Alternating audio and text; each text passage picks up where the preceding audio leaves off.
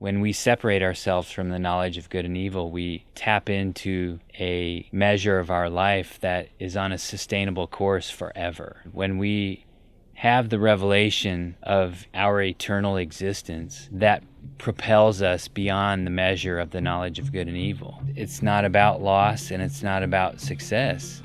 It's about who you are as a person. When you use the term oasis, you think of a desert. You think of something you see that is off in the distance that gives you hope. Religion is a mirage of an oasis, and when you're caught up in the indoctrination of religion, the oasis seems to be the better path, but when you get there, it ends up being a mirage. We cannot be held accountable for the things in our lives that we had no control over before we were born, when we were born, or when we die. Why do good things happen to bad people, and why do bad things happen to good people? You realize that there's nothing I can do to change myself, and there's nothing I can do to change another person.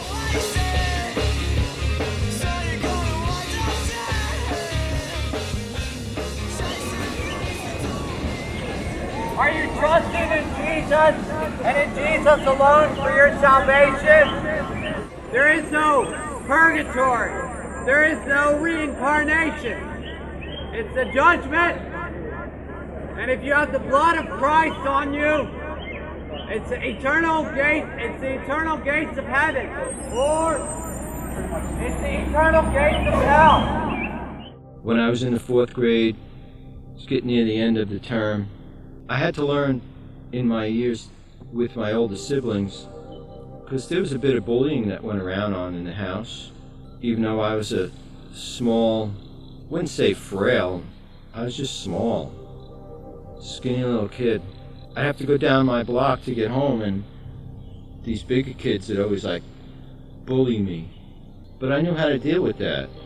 So I heard about carpet guns, and I decided to develop some, and my friend Dominic and I, we kind of got pretty good at it. We would know how to find linoleum that people threw out, and we knew how to cut it really jagged like. And when you shoot that at a bully, they get stung. Feels like a bee.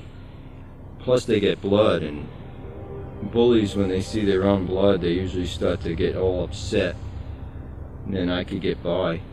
That's what we used to do, just to get from the bus stop to my house. We'd go other ways to get back, but I had to go that block, for whatever reason. I don't know why. On that particular Friday, we went under the cars to find our copper guns, and these guys, they figured it out where we hid them, and they confiscated them, and they were waiting for me. What's he gonna do now? So I ran. There was this prank I played earlier today. I put poop in a paper bag, just rolled it up, put it on someone's doorstep, lit it on fire.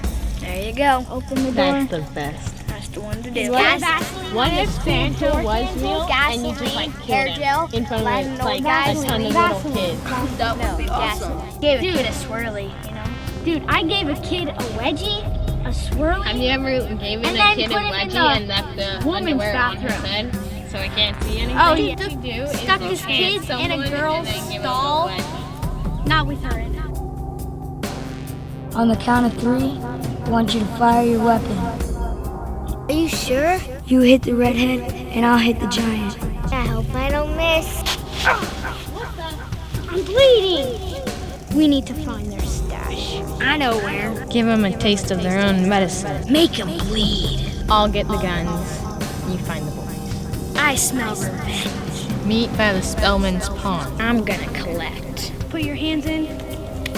Let's get in it.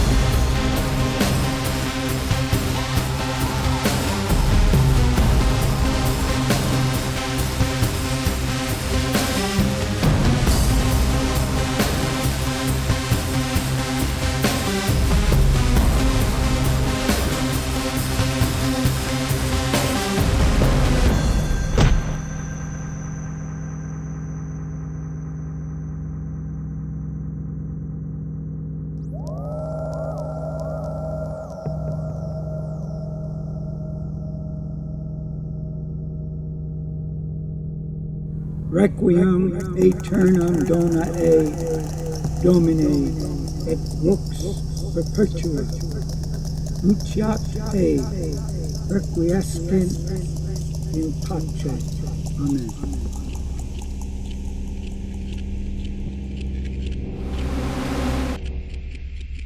I asked God, are you angry with me?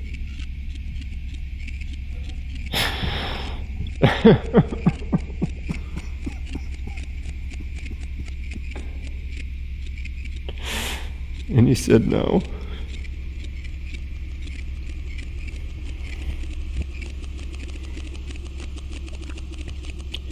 So I was wondering, where does that feeling come from? And how do I get to know your thoughts, God?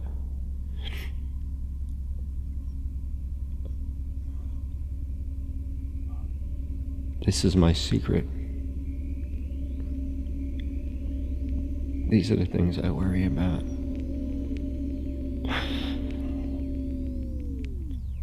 Acceptance.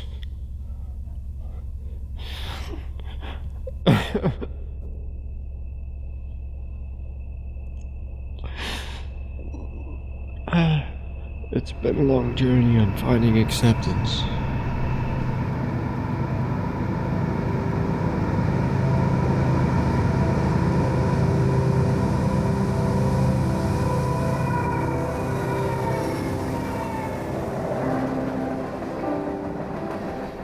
I've said many times that I'm going to write a book. Sometimes, though, I felt like I was lying. I didn't know how to handle that. So I'd stop believing that I would ever write the book. Jaywalking in the Spirit or Jaywalker could be my book title. I want to use all the time frames of my life and not in historic sequence. Want to explain things that are part of me. My dreaming, my sense of smell, how to cut lines as an example. Tell the stories of my life. Examine this thought. Do the stories make my life? Or does my life make the stories? You came down from above.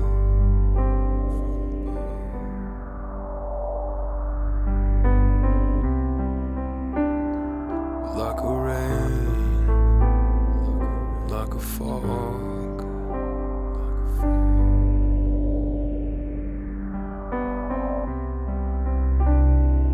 You brought pain to some of us.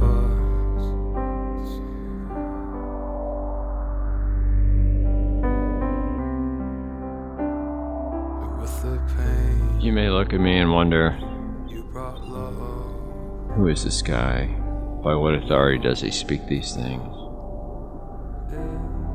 But when I was 9 years old, I was walking down the street. And the next thing I know, I was dreaming. And I was trying to figure it out in my thoughts. I was rehearsing it over and over.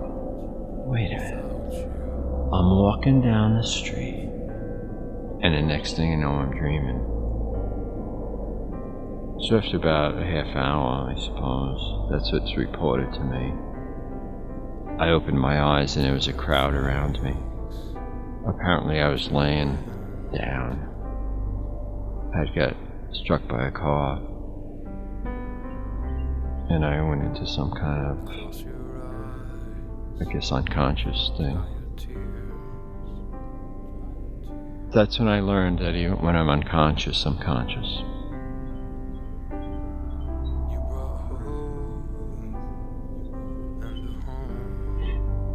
That's when I started to jaywalk. A witness in the court settlement said she was sitting in her second apartment window and saw me fly by. I couldn't walk, and I couldn't move for a while. So I learned to process through listening. I learned to listen very intently. I was only 9 years old. You need to change your mind about God. Change your mind about heaven and hell. Heaven and hell are both two very real places. And you will either go to one or the other. There is no second chances when you die.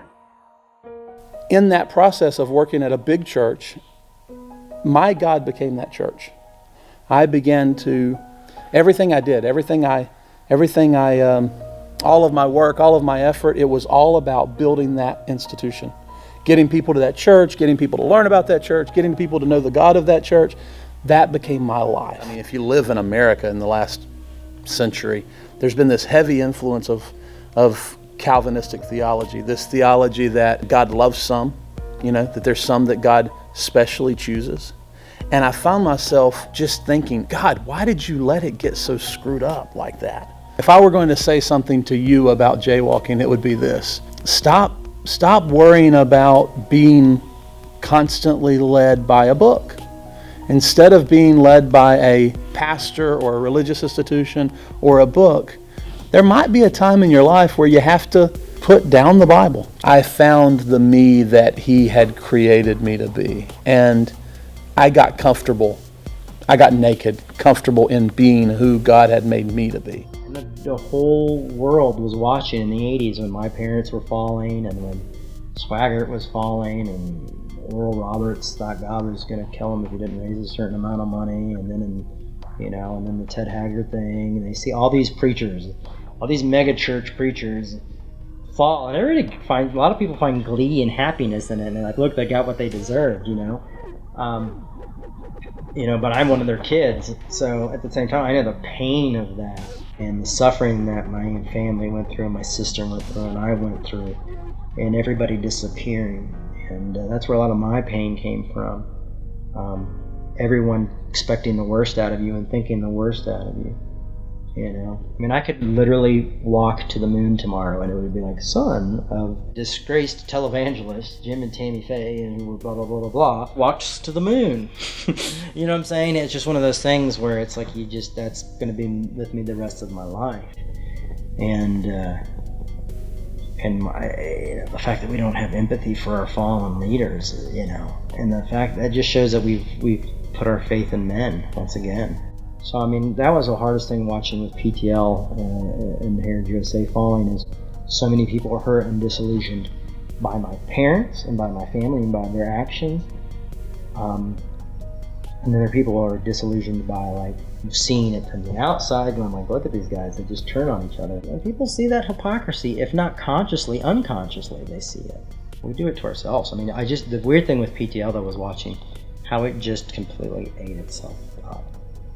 Everybody, rather than focus on how can we help one another, everybody wanted it. Everybody wanted the stuff and the buildings. Everybody thought they could get a little piece of it. And it's in pieces. Religion does not invite people into a lifestyle of acceptance. Religion invites people into a lifestyle of indoctrination, which means that it's patterned after some organization. I don't want to define jaywalking. A lot of people in the interviews have struggled with giving people advice.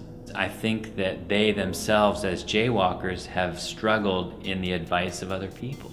To live in this life without taking the advice of other people sort of puts you in a category all by yourself, especially in an information society. Start listening to the voice inside of yourself.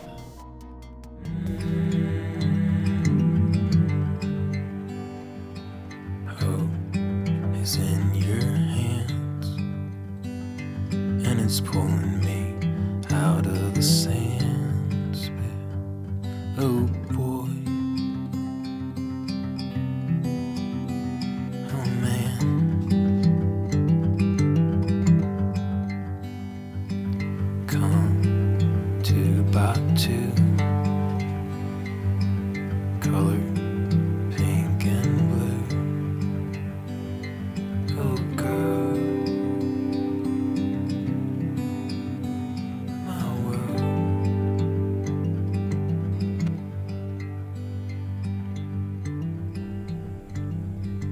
I've been walking on railroad tracks since I was a child. Nobody bothers you here. You have to watch out though. But there's always a lot of broken things. There's like all kinds of metal and glass and wow. There's some broken blue glass right here. I want to put on a pair of glasses for a minute.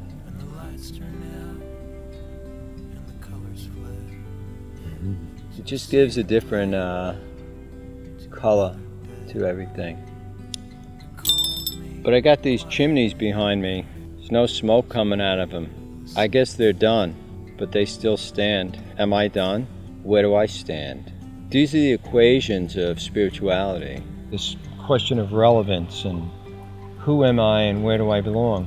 But I'm not defined by myself, my location or my circumstances. I'm defined by this invisible voice that speaks to me. Meeting with God face to face is different than somebody else who you admire, or it's an apostle, prophet, evangelist, pastor, teacher.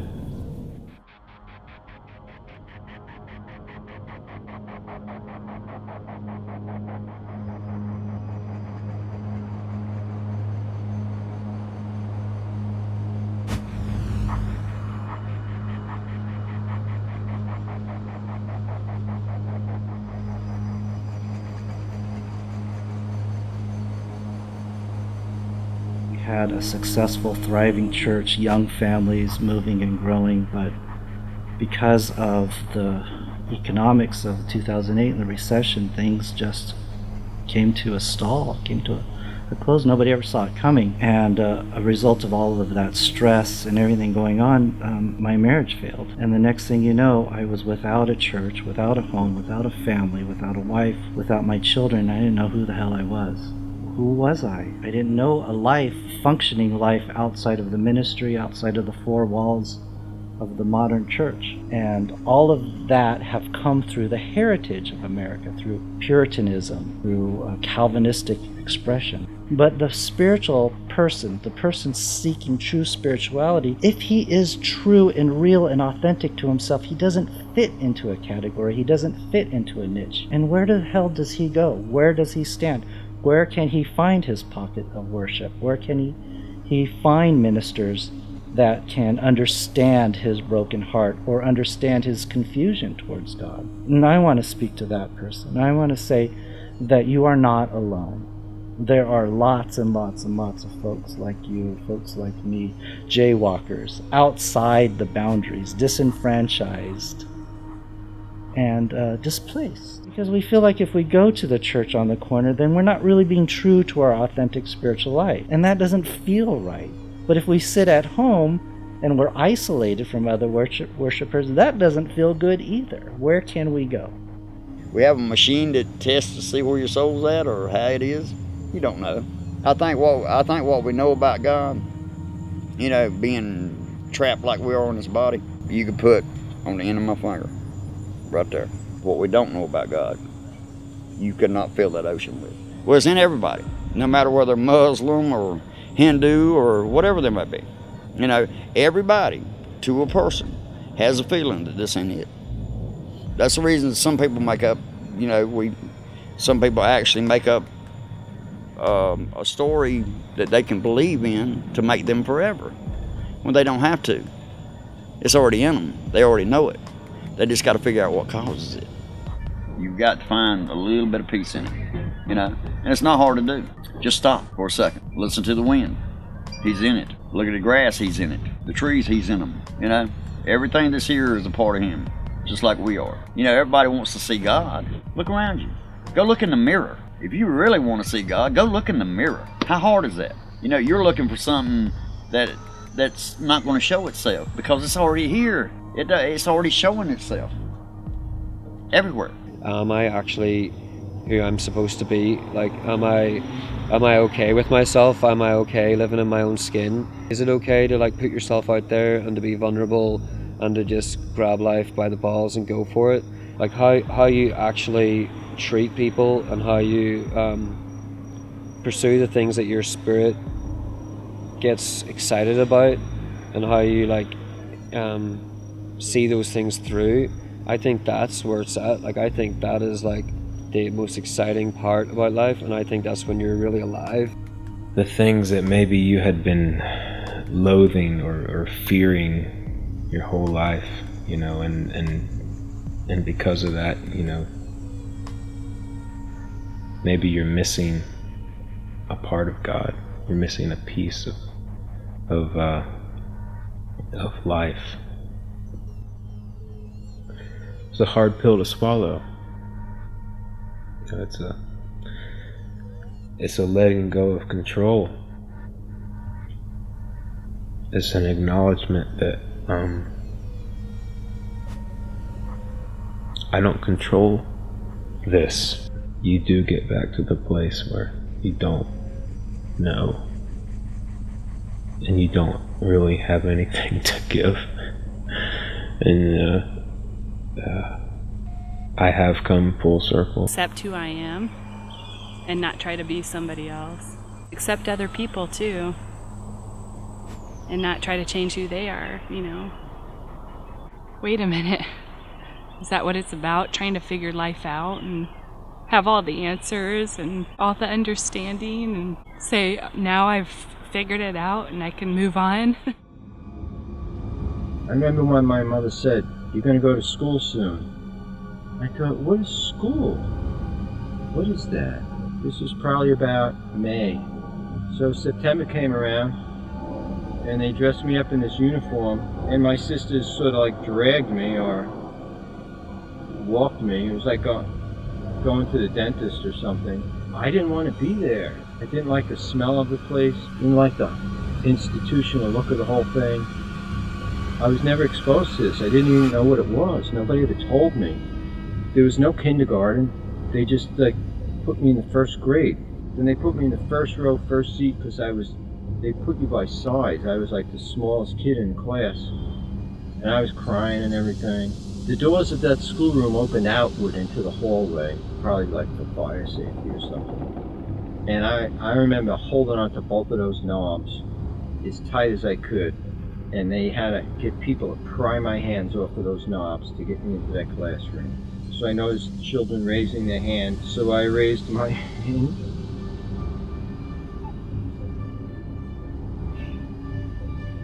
She said yes.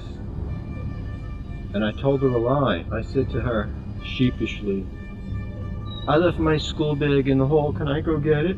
She says, "You may." I didn't have no school bag.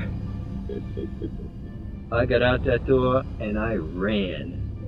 I made it out down the hall and out the front door of the school. Big doors, pushed them open, went down these stairways, went down this boulevard called Atlantic Avenue, and this nun was chasing me. She almost caught me so many times. It's like swiping at me, hitting the back of my shirt. I was dodging and going every way. Finally, man, she gave up.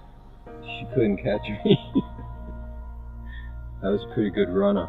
I never really remember being at that place, but I knew where my house was, so I made it home. And when I opened the door, I thought maybe my mother would be very happy that I escaped that, and that maybe there was some sort of reward or trophy or something. I was wrong. They brought me back, and that was my first day of school, and I didn't want this experience of surrogate teachers. Just got sort of thrust into some form of institution that I never agreed with. So I always was scheming. I always had a plan how I could get out of this, how I could be safe. I didn't believe everything they told me.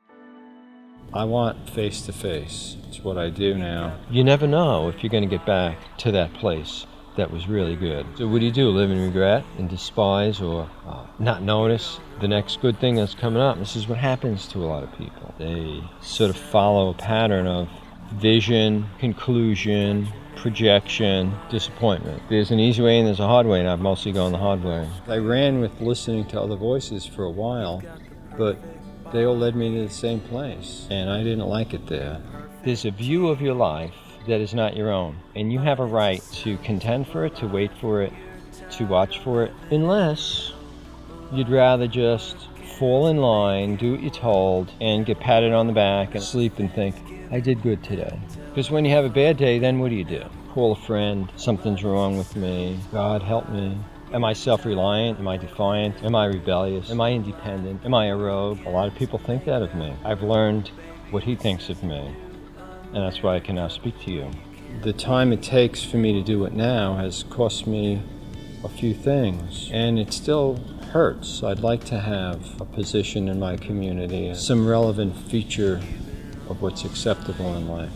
Who wants to be ostracized, rejected, despised, or looked upon as like, oh, look at that guy. If I had not taken that opportunity offered to me to walk away, I would not be where I am now. And God does not engage in this game with men of tit for tat. If you're good, I'll reward you. If you do bad, I'll punish you. I thought of that for so many years. I lived in that for so many years. What is the power of God that could apprehend a man and last this long? God desires face-to-face with each person. Most people don't want to go, though. Find substitutes. My position in the community, my bank account, my seat in the congregation. What if you don't have those props? For so many years I thought that I'm supposed to do stuff, and I would listen to everybody's advice, and it worked for a while, but here I am coming like full circle, and I feel an obligation. I'm just trying to express what I understand so that you might have the opportunity of not reinventing so many wheels in your life and not being stuck for so many years like I was. I want you to be in this free water, not in stagnant water, and these waters are just like flowing in me now. I really didn't see this coming. I accept it.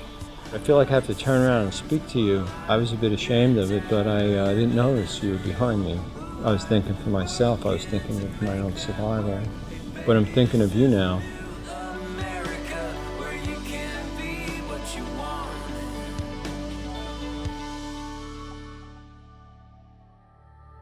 Don't take every little thing that's given to you as the 100%, this is the way it is, because there are little things, like one little thing, for instance, just being real, I would be up and down, I was just emotionally, and I thought that it was a bad thing to eat, taking medicine. I thought that was everybody was don't do that, it's a Band-Aid, it's bad. And I realized I'm totally ADHD and I take medicine for it now.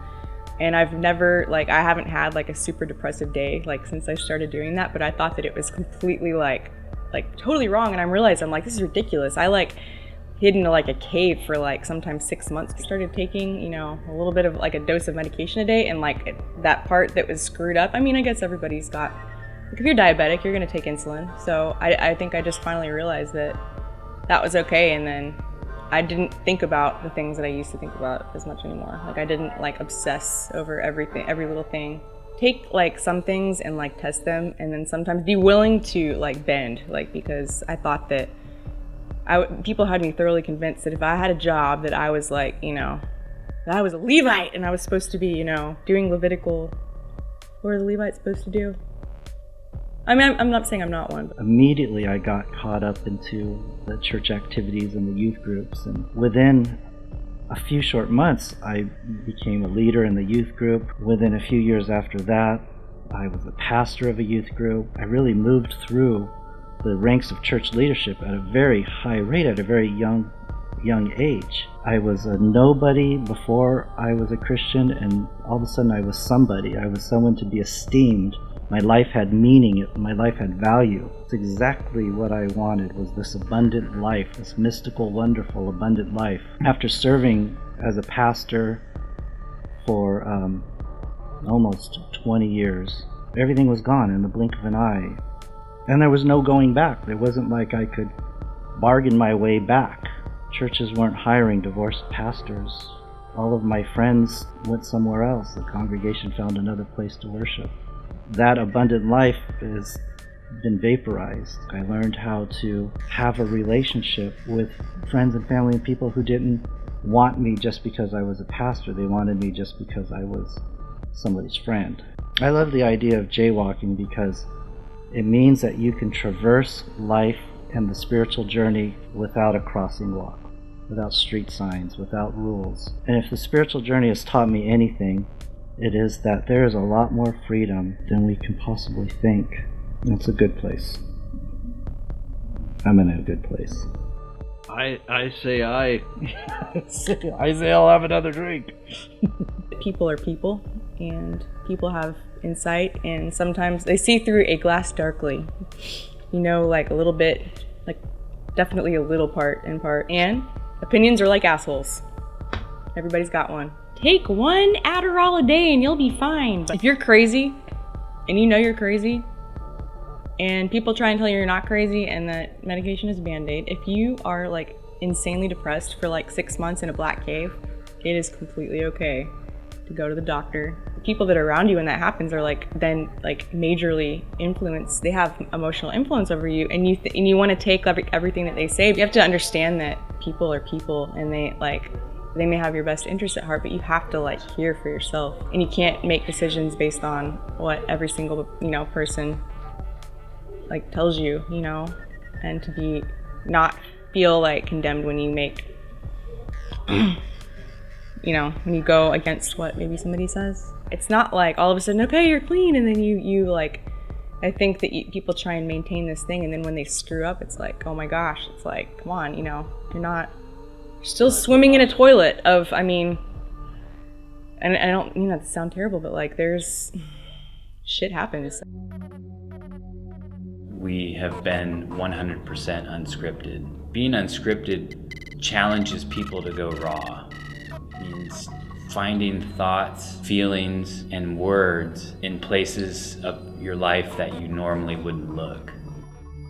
People who want to go to church all of a sudden aren't welcomed. The church won't let people who don't believe a certain thing volunteer. I've had friends who've left churches because, they went to a church that they loved, but because they were gay, they couldn't even volunteer at the church. But the fact is when you're not letting people volunteer, basically do free work for you and to be supportive of what you're doing because they don't believe a certain way or think a certain way, I think we've lost it. I have a few close friends that, when we get together, we know we're safe. We know we're having a good conversation. We know that there's no judgment there. But as soon as it starts to get 4, 5, 6, 7, 8, 9, 10 people, there's no guarantee. I think the reason why mega churches work often is because some people are able to just be autonomous and you're able to just go in and get out. The hope isn't in the church. The hope is in loving your neighbor as yourself. And so we're having to learn how to re-navigate it. The 2,000-year-old book that doesn't have all the answers for that. We're having to make a decision to show grace and show love and accept ourselves. And that becomes a big part of it, is learning to accept yourself and learning to find peace with yourself as you go forward. Grace has given me a great ability to live my own life and not live on every word that everyone else says. And has allowed me to be in community. I don't play the religious game anymore. I think people don't want to play games. You're never going to find people who agree with you 100%. And unfortunately, the church has a really rough time with diversity. J.D. Salinger, had been in too many days of war, they said. Like, where technically you're not supposed, once that you're done. And you can't, you're not good anymore to that. You're shocked, you're hurt, you're pain, you have to recover. How do we heal people from their pains of religion and their shell shock? Is we love them, we affirm them, and we accept them, and someone has to build a relationship with them. I would say to hurt people, don't go to church anymore. Find a community of friends that you know and you love and you care about, and if you still want God in your life, find someone who shares your thing, but don't go to church. And you're just going to continue to get hurt and continue to be disappointed. It is the fact that you are accepted, and accepting people right where they're at. Rules or not, brokenness or not. And it's hard because everybody is so very sensitive, and so what I try to do is let people know they're accepted and they're loved, they're cared for. And if there's something that they want that I can't offer, I try to point folks in the right direction. And it's radical grace, it's radical inclusion. Repent, therefore, of this thy wickedness, and pray God, if perhaps that thou part may be forgiven thee. So what do we do then? Should we sin more to get more grace? That's the human equation. Like, how do I get more for myself? Well, you could go that way if you want, but eventually you will be arrested by the love of God. I don't know if there's an instrument. Is there an MRI, an X-ray, something to detect the level of godliness in a person? What am I doing?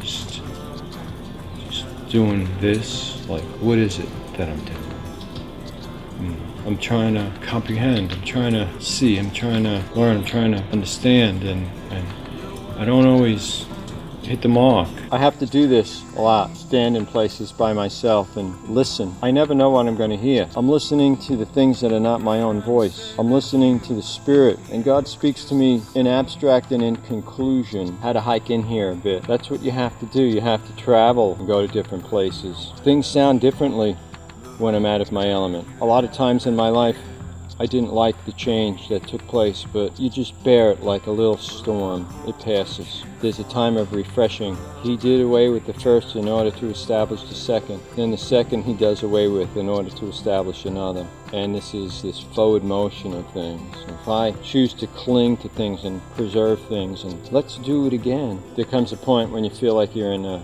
certain sort of stagnation and you're willing again to shift. So I've been trying to shorten that process by moving.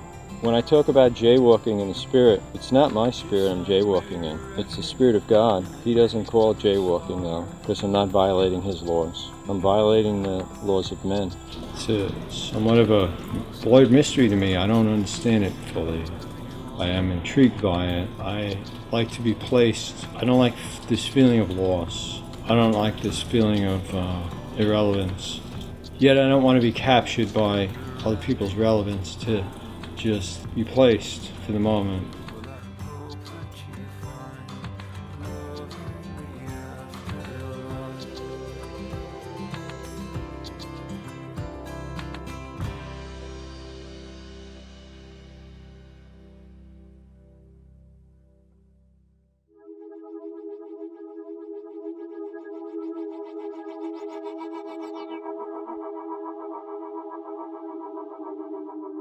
Some people are told they're going to go to church every week. They're told how to live their lives. When religion's sort of forced upon you, it can be perceived as a form of abuse, of mental abuse. If you fail at something, you're going to, be punished for that, and having to live with that, to me, is terrifying, absolutely terrifying. We were really misunderstood, and you weren't allowed to say anything really about the church or the leadership or the vision. You couldn't say anything. The system is set up so that you can't say anything and you can't be honest and real, and it's set up in such a way as to protect itself from any real honesty. I wonder about some of my experiences. Were they real or were they just emotional manipulation? Desperately wanting to be touched by God, desperately wanting to experience the things that other people are experiencing. And I would look at other people and say, why does it work for them and not for me? God's not a formula. Life's not a formula. Even now, 7 years out, I'll look back and I see people that are in it and they seem happy and their children seem so well behaved, and They look so perfect. And I'll say, why does it work for them? There's this part of me that still wants it to work for me, and it doesn't. What's wrong with me? Sometimes I wonder what's wrong with me, even now, even though I know I'm in a better place. I am more me. I know who God created me to be, and I feel good about that. I was raised in a very devoutly religious family, Southern Baptist. My father was a Southern Baptist minister his entire life. His father was a Methodist preacher for his entire life. I was just pretty much raised in the church. When you're that young, anything your parents say is truth, is the law. You don't question it. It's taken a long time to get there. It's taken a long time to say, I believe in God, but not go to church. I'm at peace with who I am and what I'm doing and how I'm going about it. You can't do that if you're damaged yourself. If you're in turmoil about what your belief system is, or questioning whether you should go to church, or you go to Mass. I go to Mass and I think, okay, well that's good, I've been good today, which is a load of rubbish because I've just gone to Mass and gone to this organised religion. A lot of the people that perceive to be Christians and go to church every week and wear their suits and all that, they hide behind that religion. So that makes me angry that you have to go to church every week to prove that you're a Christian. But then when your actions and your behaviour don't portray that, what message are you giving to young people? What about heaven and hell? What does the Bible really say? I've believed everything man has told me the Bible says. So when I read the Bible, it was through that lens of what I already was told. So what does it really say? And I started, who's Jesus? What about heaven and hell? Is Jesus God? As I started doing that, it became very scary. It made me afraid that I was going to hell, that I was backsliding, that I would lose my salvation. So I was a believer at an early age. And then I just hit a point where something clicked when I was 15, and it was just like, wait a minute, this is the stuff that I'm being taught in church is so incredibly outrageous and so far from anything I would believe in had I not been raised and told it was the truth. The absurdity of the Christian faith, it just hit me. And I never believed again. It was just ludicrous. At first I was quiet about it. I still was, being forced to go to church, 8 to 10 hours a week. And I was surrounded by all these people who were fanatical. I believe that young people are bright enough and have their eyes open, that a lot of them will go out and question, a lot of them will look and they will take advantage of what's around you. They're in that indoctrinated situation. They'll find a way to get out of it. But then on the other hand, there are people that are quite happy with that. And I take my hat off to them. I would love to be somebody that went to church every week or every day and had all my questions answered, that totally believed in everything that was being told to me. I'd love to do that. And for some people, that's the way they live and they're happy. I think the American gospel enterprise, or religion as a whole, is a lot like a hospital. When you go into a hospital, you know for sure you're going to be taken care of. They're going to do what it takes to save your life. Is it because they care, or is it because they're afraid of malpractice? Or is it because they're afraid of what their insurance company is going to say? Religion sort of parallels the healthcare system in America. And when you go into a church or into a religious organization, for that matter, it doesn't have to be Christianity, it could be any religion. You know somebody there is going to take care of you. When you go into a hospital and they perform the wrong surgery, you go to an attorney and you sue the hospital. What happens in religion when you get hurt or you get abused? Who do you call? Who do you go to? The people that are happy in religion have not yet experienced the disappointment of indoctrination.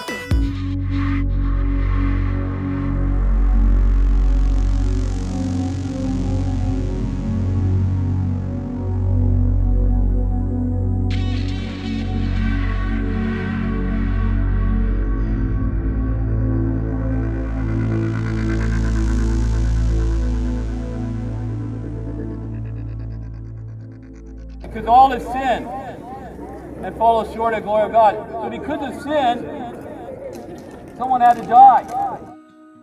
Where are the referees? Where are the teachers? Where are the fathers? Who tells me what I should think and what I should do? Who gives me instruction as to whether I'm thinking correctly? I have to call it religion. It was sucking the life out of me. I didn't know any better though. But the reason I'm telling you this,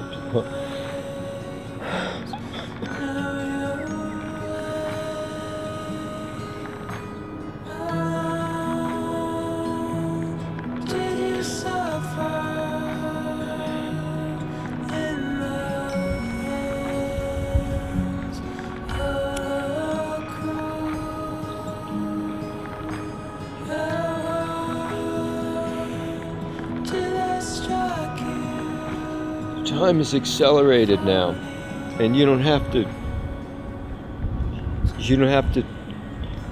travel through the time as I have. There are many entanglements that will try to strangle you and choke you and devour you and take away your hope, conform you to these patterns that are not divine architecture. I live for the voice of God in my life. I live and wait expectantly for Him to communicate to me. Otherwise, what am I doing? This is like a hobby God then? A hobby religion? I'm a mess. But it does not offend God. He loves me. If you are heading in a direction in your life and nothing is working, don't disqualify yourself. You didn't cause yourself to be in existence. Who gave you that existence? If you don't believe in God, I mean, I'd like you to, but I can't prove anything to you. Hope is an invisible thing, and I want you to have hope that you might come out from where you are. It's safe. I do not disrespect religion. You crawl before you walk. What are you there for? What are you looking for? You gotta go find what you're looking for. What do I use for my payment? Works? Church service? I know who I am, I know who I was, and I know who I shall be. And it's not my power that does that shift. I didn't do this myself. I don't own this. So I'm free, because there's nothing I have to do. You're on some kind of earning game, and you're not going to win, you're going to lose. You have to first be loved. Who shall separate you from the love of God? Oh. I got a little shocked for a second, because I was thinking of my relevance. Who am I to sit here like this, mention something? I don't think I'm talking to you in profound ways. Why do you do that? Why do we so shortchange ourselves like we're not worthy for this grace? Who am I and who is God? I like reading about what God says about Himself. I don't like waking up in the middle of the night listening to what I say about myself. You may be tempted to take hold of some form of ritual, obligation, or sacrifice, but by the time you're finished with it, you're going to feel the same.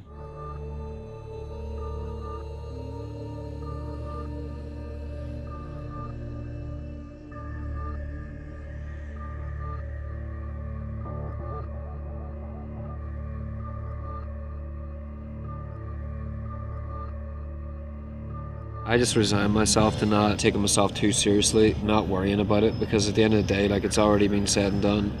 There's nothing you can do about it. Pretty obvious, like, to me, it is bullshit, because I've seen that so many times, and I've seen the consequences of it. It's bad if you go living your life for years and years and years like that, and finally the thing that you thought you were going to be, you never become, and then you're lost. You were never lost, you know? It's like, you only lost yourself by doing it yourself. There are people out there who really did suffer child abuse, whether it's sexual or physical, and I don't want to make light of the people who really genuinely suffered a much more traumatic childhood. It's almost intrinsic to your nature because you're indoctrinated before you knew it, before you knew the English language.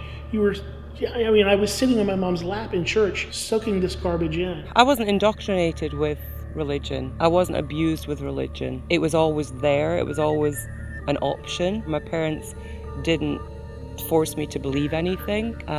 They wanted me to find out for myself. I still believe in God, but there are other things, and God has told me that. God has told me He's understood that going to church is not my way of getting my comfort. As a parent, I think it made it easier for me to understand that even if my child believed differently than me, believed wrongly, that I would not desert my child. I would still love my child no matter what. They'd always be welcome in my home. That kept me.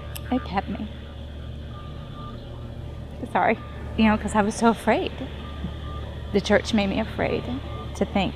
I learned to think for myself, and I'm glad that I did, because there's freedom in that. Now I believe what I believe because my experiences with life and with God. I'm more giving and more gentle and more generous toward others and their beliefs, their differences.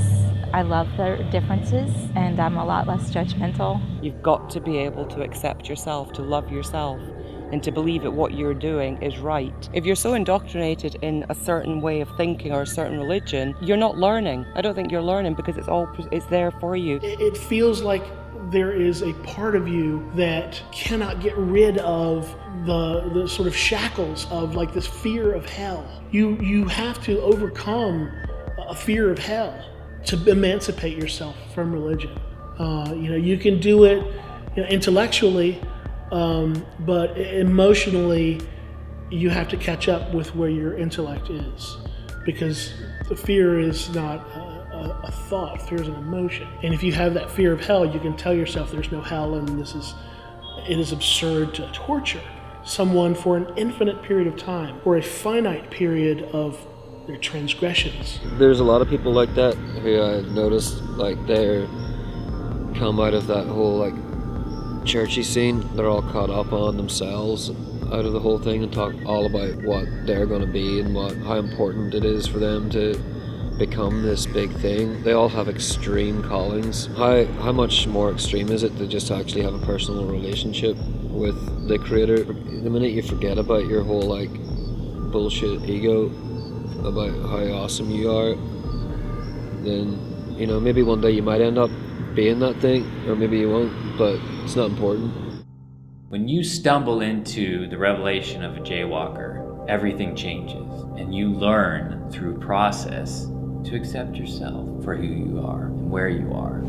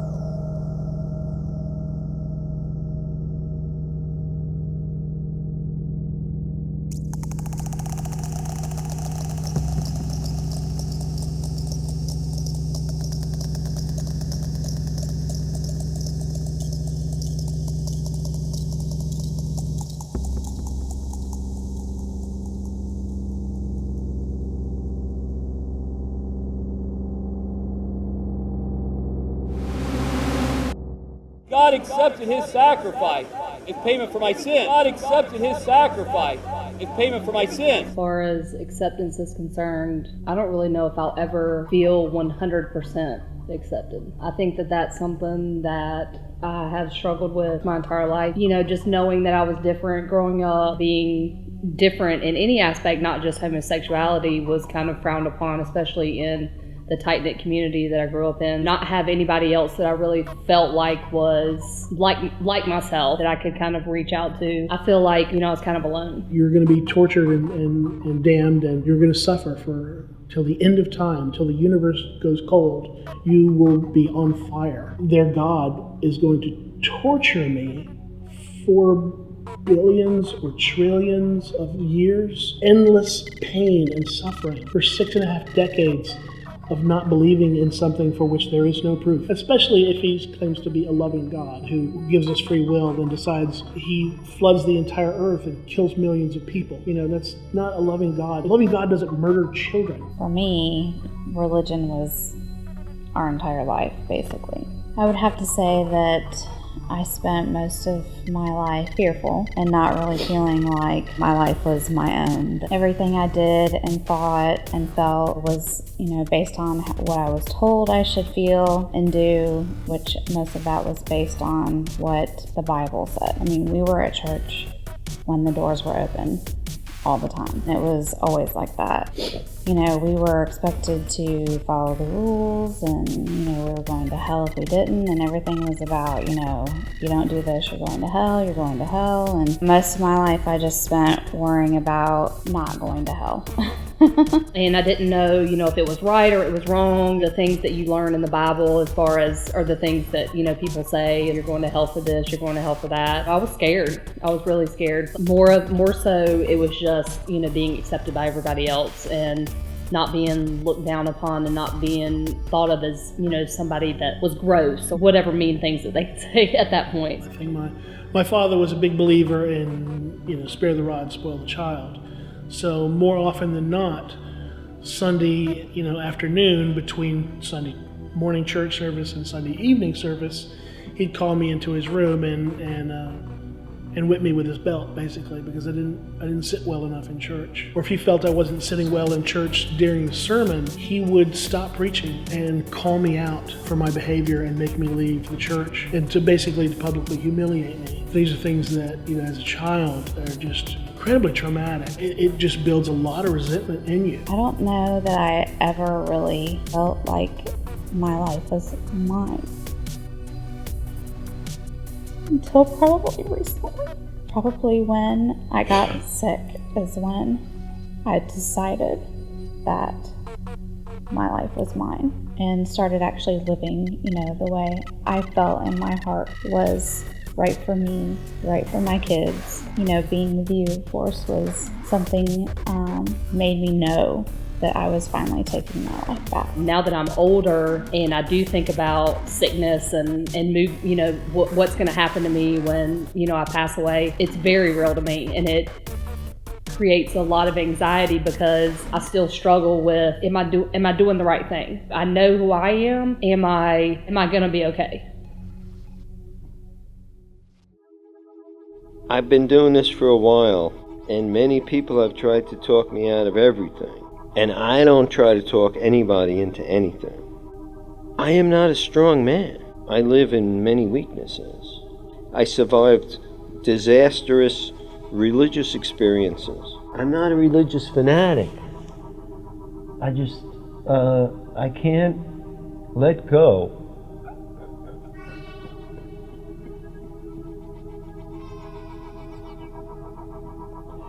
I can't let go of what happened to me. I gotta do it this way. To maintain the integrity of what happened to me that's real, I've had to jaywalk. It's hard for me to comprehend perfect love. Every love I've known is not perfect, and it's hurt me. And I'm afraid of God in a way that, are you gonna hurt me?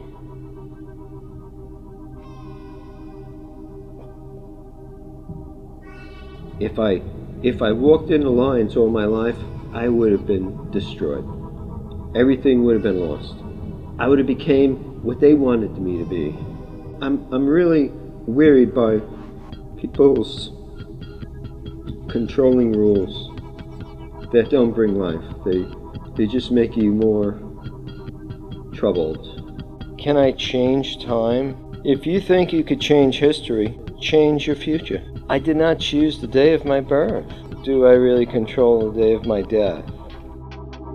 My parents always kind of showing me that love was a trump card. If the Bible gets in the way of me from loving someone, I throw the Bible out then, because love is the higher law. Love is greater than faith. Love is greater than hope. My call is to love people. And if my theology or my Bible or something like that gets in the way of me caring for someone, then I have to put that aside.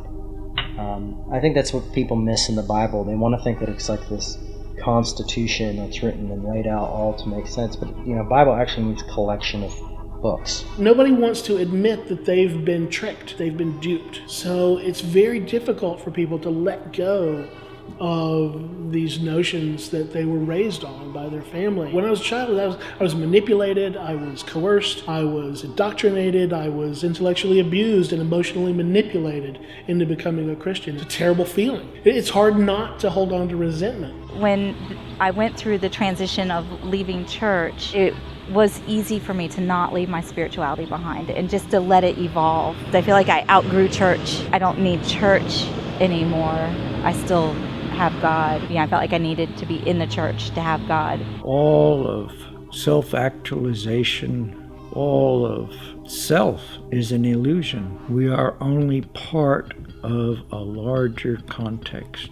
And when we lose sight of that context, our content within that context becomes meaningless.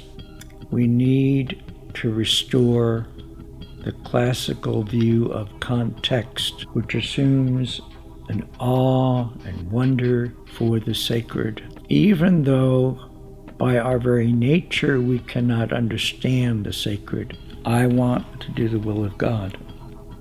And if that means going to hell, then I want to go to hell.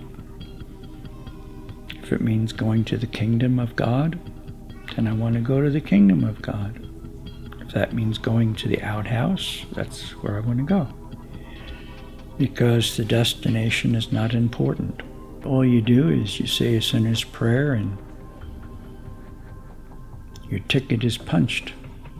But when you go to heaven, you will be with people like yourself, greedy, selfish, critical, and you may want to turn around and go somewhere else. I certainly don't want to be going to a place forever and ever with the complaining and hypocritical. It's sort of like a glorified prison. So I do believe in God, but I choose to show my belief in God through my actions, not through attending a church every week. I don't judge people. If you choose not to believe in God, that I have no problem with that. I have about 14 Buddhas in my house, and angels, and Indian gods and goddesses, but I still believe in God. So if you're going to turn around and say you don't believe in God, I say that's okay. What do you believe in? This is not a rehearsal. This is it.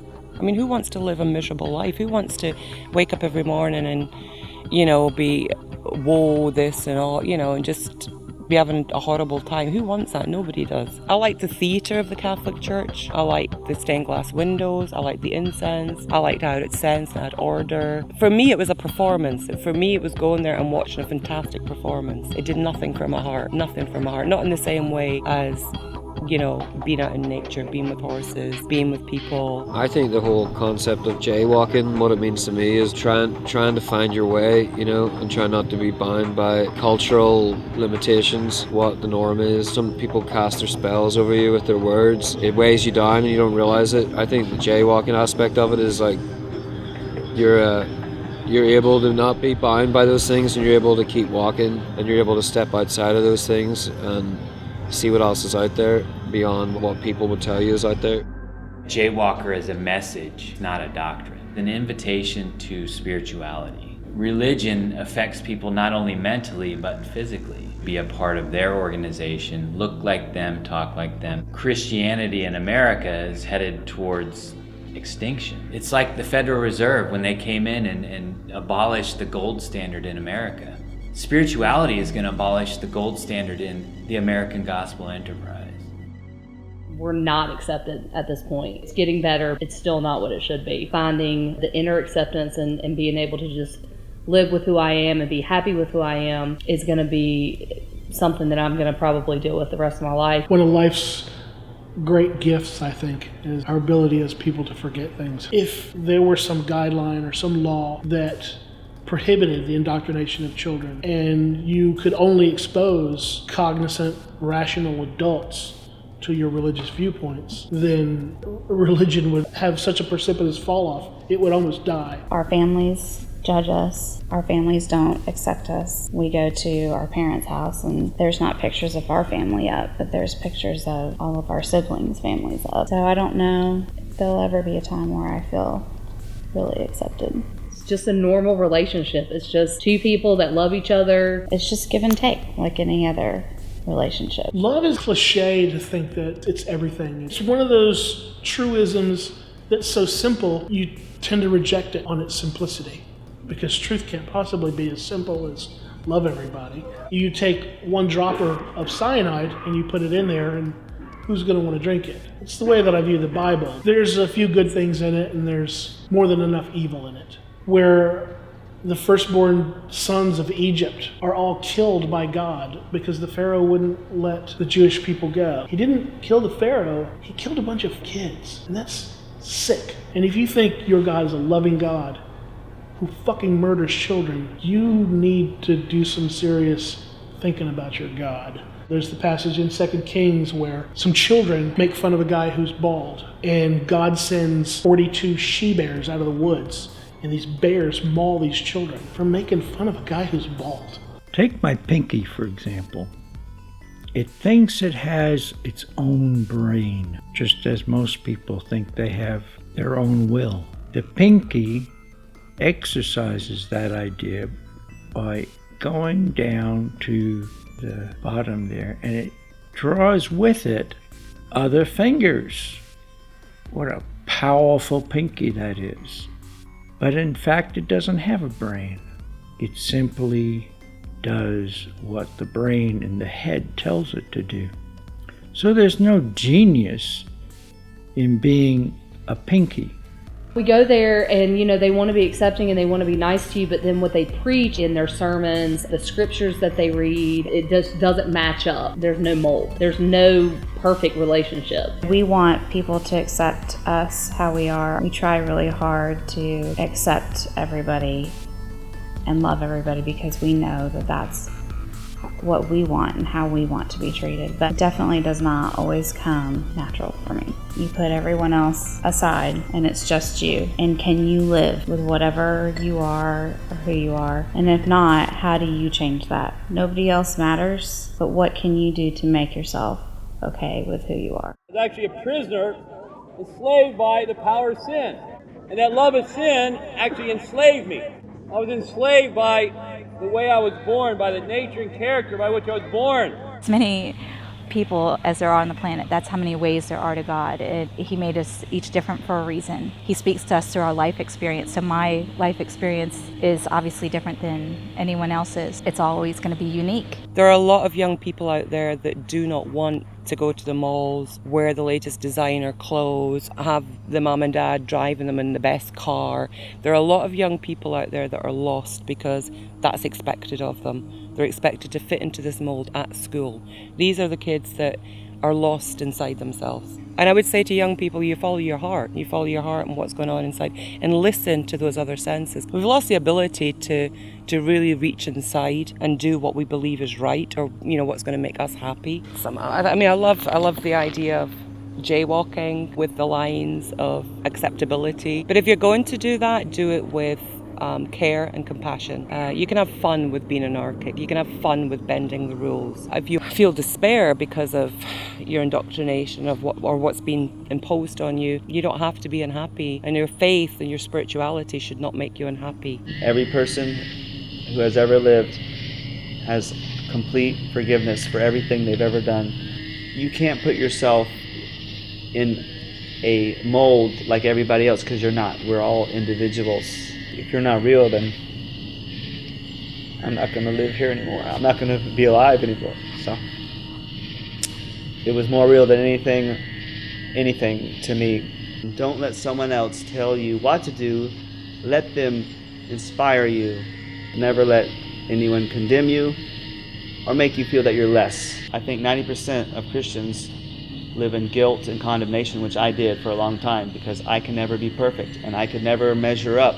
I'm just a pinky, and I'm doing my job for my culture, even though I know it's going to be washed away. Very seldom does anything that I have is ever received, but that doesn't stop me from continuing to give. Again, I'm just a pinky. I do not have control over our culture. I do not have control over other people. All I can do is my little bit. I feel freedom to go ahead and make mistakes and not be so afraid of them because they teach me. And I don't view mistakes as sin. The whole sin thing, it doesn't shackle me down. Don't be afraid to question, whether it's the Bible, spiritual teachers. Just throw it all out and get in nature. Find out who you are, but don't just turn your back on your spiritual side. You know, I believe that we are mind, body, spirit. It didn't just turn my back on spirituality, and so it's made me feel more whole, and I found peace. I think that jaywalking is walking outside the lines. I think that society has created this, straight and narrow. Go to heaven and you want to live a full life, have a great family, and great things to happen to you. You've got to walk down this one line in the street. But I think spirituality is different from religion because it recognizes that the divine connects on an individual basis in such a way that the individual must be aware of the collective. So for me, spirituality is a personal experience to prepare me for communal service. Churches tend to be communal experiences for the purpose of individual. And I've been an atheist for a long time. And I've had a long time to think about it. You can't believe in anything that there's no proof for. But I'm pretty damn certain that there is absolutely no God. At least there is no God as represented in the Bible. I think there's something to be said for atheists who are outspoken about their non-belief. It's a great positive for people who live alternative lifestyles like homosexuals. For them to come out of the closet, I think is fantastic. The more people who encounter people who they know in their daily lives are homosexuals and who are not like these sex-crazed mutants that are they're just normal people who just happen to love someone of their own sex, I think it normalizes it. And if more atheists were more forthcoming about their lack of belief, I think it would normalize, secular people.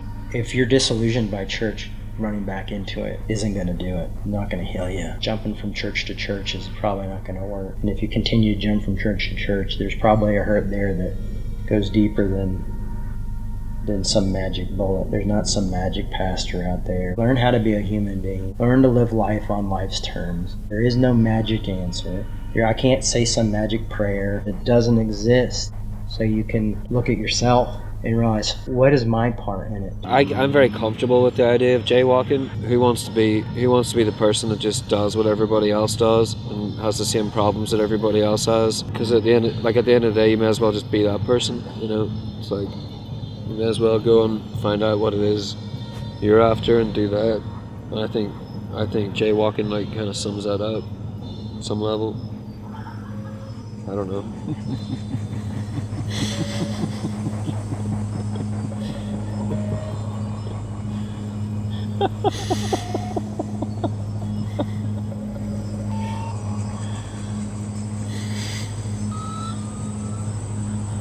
We got no guarantees. Yeah.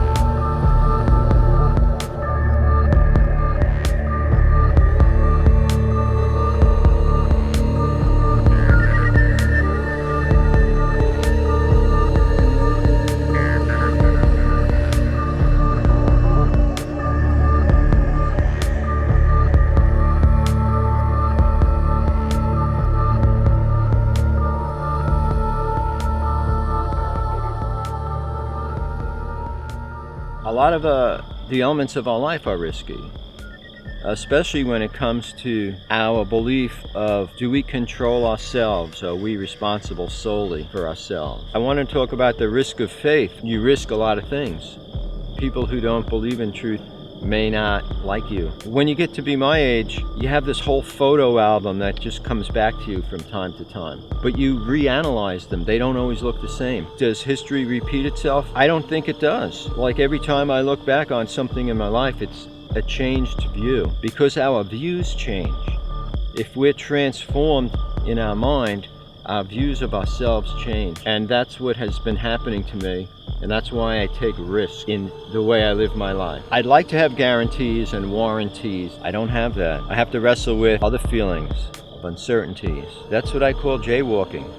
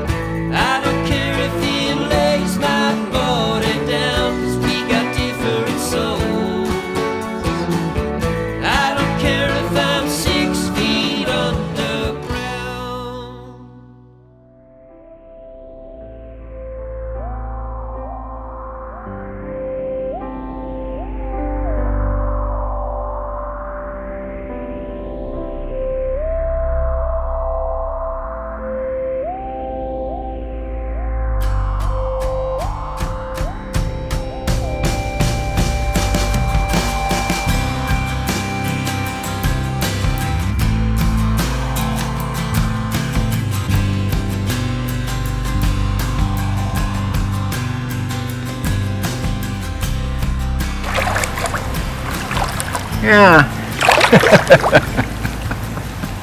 I was doing a little deep sea fishing, but I didn't find anything. I did meet a mermaid out there. She gave me a bottle of harp.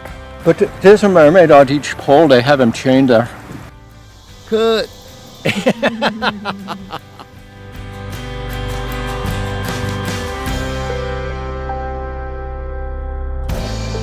Time is accelerated now, and you don't have to travel through the time as I have.